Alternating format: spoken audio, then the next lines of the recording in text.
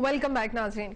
मैं ख्वाजा इजहारुल हसन साहब से एक और सवाल करूंगी। ख्वाजा साहब, आपने गुफ्तगू सुनी उस्मा बुखारी की भी। मेरा यहाँ पर दो सवाल थे उस्मा से। एक तो मैं नैब के चेयरमैन की तकर्रुरी के बारे में बात कर रही थी, और दूसरा पंजाब असम्बली अगर टूटती है तो उस पर पीपल्स पार्टी क्या करेगी। तो इस पर आपका क्या रिएक्शन होगा, आप क्या कहेंगे?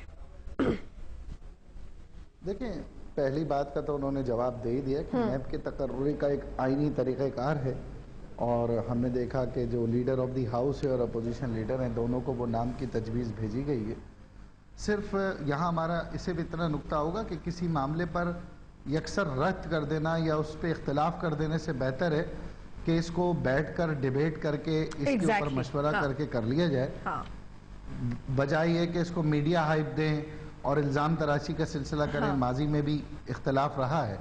और दूसरी बात जो आपने अर्ज की, मैं जो क्वेश्चन क्या था आपका नेक्स्ट, मेरा यही सवाल था। और जो एक तो नैब चेयरमैन की तकरीर और दूसरे पंजाब असम्बली के बारे में जो फॉरवर्ड ब्लॉक में से एक आवाज आई है कि पंजाब असम्बली को नून लीग ने तरदीद तो की है, वो नहीं कह रहे कि जी हम ऐसा कुछ सोच रहे हैं। बाकायदा रूल्स ऑफ बिजनेस है, उसमें बाकायदा तौर पर एक तरीक़ाकार है कि कब उसे डिसॉल्व किया जा सकता है। अगर और वो भी डेमोक्रेटिक तरीका है, रूल्स ऑफ बिजनेस है। अगर रूल्स ऑफ बिजनेस में यह आता है कि कायदे अवान अपना एतमाद खो चुके हैं तो वो एक करारदाद पेश की जा सकती है और स्पीकर को पुटअप किया जा सकता है, उसके ऊपर वोटिंग कराई जा सकती है। अच्छा ख्वाजा साहब, एक मैं यहाँ इस पे हाँ जी, उसमें इस पे मेरा एक पॉइंट ये है कि उसके लिए इसमें तो अपनी इंटेंशन उन्होंने जाहिर कर दी कि वो सेनेट की इलेक्शन से भागना चाहते हैं। इसके अंदर ये नहीं है कि उनको एतमाद खो दिया, ये जो रूल्स रेगुलेशंस कहते हैं उसकी तो बात ही नहीं है। वो इलेक्शन से भागना चाहते हैं और वो साफ कह रहे हैं कि इलेक्शन को जो है वो पोस्टपोन कराने के लिए जो है ये तोड़ दिया जाए। और शायद उनको किसी आईनी और कानूनी माहिर ने कोई मशवरा नहीं दिया। उनको शायद ये मालूम नहीं है कि एक हाउस की असेंबली अगर नहीं होगी, नेशनल असेंबली मौजूद है, सेनेट मौजूद है, बाकी सूबाई असेंबलियां मौजूद है, वो अपना अपना इलेक्शन जो है वो करवा सकते हैं। उस पर कोई अमर माने नहीं है कि इलेक्शन जो है वो पोस्टपोन हो जाएगा। और दूसरा मैं समझती हूँ कि ये एक साजिश तैयार की गई है सोफिया, एक फिलर छोड़ा गया है रायामा को देखने के लिए, मीडिया का जो है वो रिएक्शन देखने के लिए, और यकीनन मैं समझती हूँ कि कोर्ट्स जो है वो भी इस बात को तो कह रहे हैं ना, वो तो कह रहे हैं कि भाई आवाम छुटकारा चाहती है, चैलेंज होगी। अगर ऐसी कोई बात हुई कि वो चैलेंज होगी और सुप्रीम कोर्ट का भी इम्तिहान होगा कि क्या जिस तरह चौधरी निसार साहब तो खैर मैं समझती हूँ कि सुप्रीम कोर्ट को कंट्रोवर्शियल कर चुके हैं और उन्होंने कहा, जब उन्होंने ये कह दिया कि चीफ जस्टिस साहब जो है वो खुलकर खेले, तो उसके बाद तो मैं मजीद क्या कह सकती हूँ। इसके बाद ये तो सुप्रीम कोर्ट को भी कंट्रोवर्शियल किया, उसकी भी बेइज्जती की है। और ये इस वक्त इदारों को तहस नहस करने के एजेंडे पे काम कर रहे हैं। और मैं समझती हूँ कि इसके ऊपर जो आइन की पासदारी का ओथ लेते हैं हम मेंबर्स जब हम ओथ लेते हैं तो आइन से पासदारी का भी एक ओथ होता है, और उस ओथ को मैं समझती हूँ कि वायलेट किया गया है, बगावत की गई है उस आइन से। उसी आइन को तोड़ने की गैर कानूनी गैर आईनी तौर पर अपनी आप लोग भी तो आवाम के लिए मैंडेट भी तो लेके आए थे ना। आप आइन की और कानून की अगर हम बालादस्ती की बात करते हैं तो आप लोग भी तो आवाम के लिए मैंडेट लेकर आए थे ना, कि रोटी कपड़ा और मकान। आवाम के पास इस वक्त तीनों में से कुछ भी नहीं है और आवाम खाली बैठी ऐवानों को देख रही है। नहीं, देखिए वो एक अलग बहस है, वो बहस हमेशा आपके साथ कनेक्टेड है ना, इसी पे तो कह रहे हैं, यही बात तो कह रहे हैं कि जी वो तंग आवाम तंग आ चुकी है, छुटकारा चाह रही है। मेरे पास तो बल्कि बयान भी रखा हुआ है। नहीं, ये अजीब बात है सोफिया, अवाम के नाम के ऊपर हर खेल खेला जाता है इस मुल्क के अंदर। आप लोग भी तो खेल रहे हैं। अवाम तंग आ चुकी है, इसका फैसला सिर्फ नून लीग करेगी। क्या पूरे मुल्क की नुमाइंदा जमात सिर्फ नून लीग है? और फिर यह है कि के साथ मिलकर जलाओ गिराव करना, बलवे करवाना, चीजें तोड़ना। आप मुझे बताएं ना, बिजली आपके घर नहीं होगी तो आप भी मतलब यही करेंगे? मतलब हर चीज, मतलब बिजली अगर नहीं होगी, पानी नहीं होगा, मतलब महंगाई आसमान पर चली जाएगी, तो मतलब बाकी आवाम आपको लग रहा है खुश है? और वो तो आवाम की खातिर स्टैंड ले रहे हैं। मतलब बड़ा लंबा अरसा उन्होंने मेरे ख्याल से आप लोगों के साथ फ्रेंडली ऑपोजिशन का रोल निभा लिया। नहीं सोफिया, काश इतनी सादी बात होती जिस तरह आप कर रही हैं। क्या जीटी रोड के ऊपर ही चंद शहर जो है, क्या उनके अंदर ही सिर्फ प्रॉब्लम था?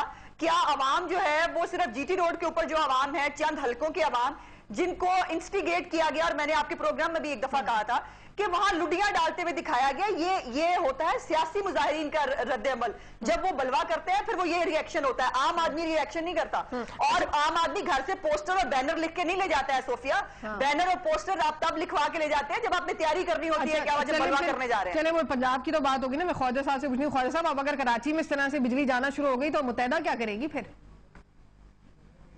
अवामी नुमाइंदे हैं हम लोग, तो आपकी तरफ देखते हैं ना। रिपीट कीजिए, आपकी आवाज कट रही है। ख्वाजा साहब, अगर आपको मेरी आवाज आ रही है तो मैं ये पूछ रही हूँ कि अगर यही बिजली की लोड शेडिंग का इशू कराची में ज्यादा हो गया तो फिर मुत्तहदा कौमी मूवमेंट का क्या लाहेअमल होगा, क्या करेगी मुत्तहदा अवाम के लिए? देखें, बिजली का जो लोड शेडिंग का इशू था, हमने अभी गुज़िश्ता दिनों भी वज़ीर आज़म साहब से अपील की थी कि इसमें एडमिनिस्ट्रेटिव इशू है।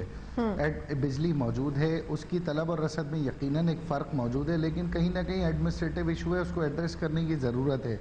आखिरकार वज़ीर आज़म साहब ने एड्रेस किया और वो बहरहाल सूरत हाल बेहतर हो गई। लेकिन जहाँ तक कराची की लोड शेडिंग का ताल्लुक़ है, तो आपने देखा कि गुज़िश्ता एक साल में ये सिलसिला किस तरीके से पॉलिटिकली भी लिया गया और वर्कर्स को पॉलिटिसाइज किया गया, केसी की इमलाक तबाह की गई, वर्कर्स के साथ ज्यादती की गई, कराची के शहरियों के ज़िंदगी अजीरन कर दी, ताजिर बरादरी का मसला आ गया, फिर पीएसओ का मसला आ गया, फिर सुई गैस का इसका मतलब ये हुआ ख्वाजा साहब, आप लोगों के वापस हुकूमत में आने के बाद अब ये मसाइल सॉल्व होंगे?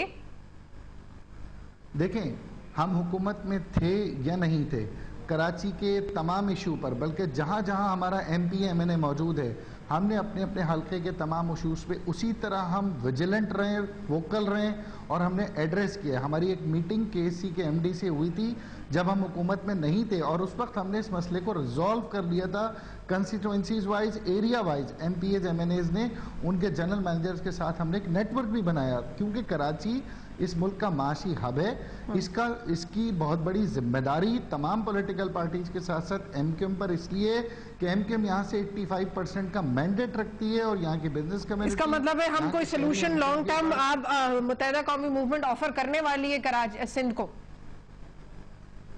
देखें, एक सोल्यूशन तय पाया है केसी के साथ लोड शेडिंग में खास तौर पर, और उस पर अमल जारी है और बहुत हद तक केसी ने उस पर काबू भी पाया है, और डिफरेंसेस और ये जो हड़ताल और ये जो पॉलिटिसाइजेशन था, ये अमल भी रुक गया और इसमें गवर्नर सिंध ने भी बहुत ज्यादा खास तौर पे इंटरेस्ट लिया है। हाँ। अच्छा, अब मेरा एक और सवाल आपसे, एक सेकंड मुझे मौका दें, मैं ख्वाजा साहब से एक सवाल और करना चाह रही हूँ। ख्वाजा साहब, अब वो जो है ना मैदान जंग में जुल्फकार मिर्जा तो चले बयान दे रहे हैं, बातें कर रहे हैं, तो आप लोग उसका रिएक्शन दे रहे हैं, लेकिन नून लीग के साथ जो है वो काफी बयान सामने आ रहे हैं, मैदान जंग लग रहा है कि शुरू हो गया है, गर्म होना शुरू हो गया है। तो अभी यहाँ पर ये बताएंगे नवाज शरीफ के क्या वजह है कि मुत्तहदा इतना ज्यादा रिएक्शन दे रही है, और दूसरे ये कि क्या उसकी वजह ये हो सकती है कि नवाज शरीफ साहब के जो हालिया सिंध के दौरे थे तो उससे मुत्तहदा थोड़ा सा क्या कुछ थ्रेटन फील कर रही है? देखिए, नून लीग एक पॉलिटिकल पार्टी है और जाहिर है पॉलिटिकल पार्टी का जवाब पॉलिटिकल लैंग्वेज में और पॉलिटिकल अंदाज में दिया जाएगा। लेकिन जुल्फ़िकार मिर्ज़ा एक क्रिमिनल है और वो एक ऐसा क्रिमिनल है जिसे उसकी अपनी पॉलिटिकल पार्टी ने न सिर्फ धुतकारा बल्कि डिसोन किया, कराची के शहरियों ने डिसोन किया। कराची में आज अमन व अमान जुल्फ़िकार मिर्ज़ा की उन तमाम पॉलिसियों की नफ़ी करता है। जुल्फ़िकार मिर्ज़ा वो हमारे यहाँ एक मिसाल है कि धोबी का कुत्ता, ना घर का ना घाट का। तो उसके लिए तो ये बस इतना सा जुमला मैं कहकर नून लीग के ऊपर बात करूँगा।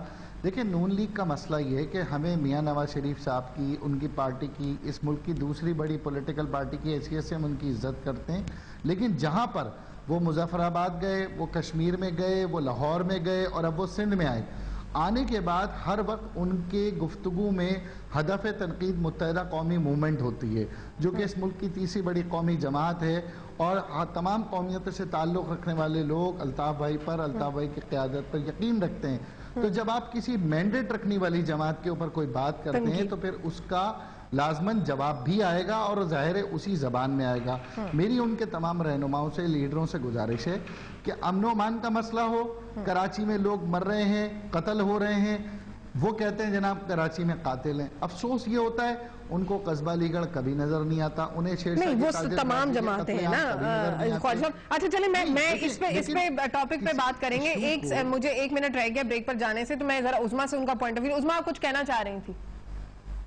जी, मैं लोड शेडिंग के हवाले से कह रही थी सोफिया के बड़ी हैरत होती है मुझे आपकी बातें सुन के कि हम जो सियासी लोग होते हैं, खास तौर पे पीपल्स पार्टी की मैं बात करूंगी, हम किसी के कंधे पे बैठ के नहीं आते हैं और हम लोगों से वोट लेके आते हैं। खुदाया, आवाम के वोट से आते हैं तो आवाम के लिए क्या करते हैं? ये मेरा यही तो सवाल है। आप बिल्कुल ठीक कह रही है, कंधे पे नहीं आते लेकिन आवाम के वोट से आते, तो फिर आवाम के लिए क्या कर रहे हैं?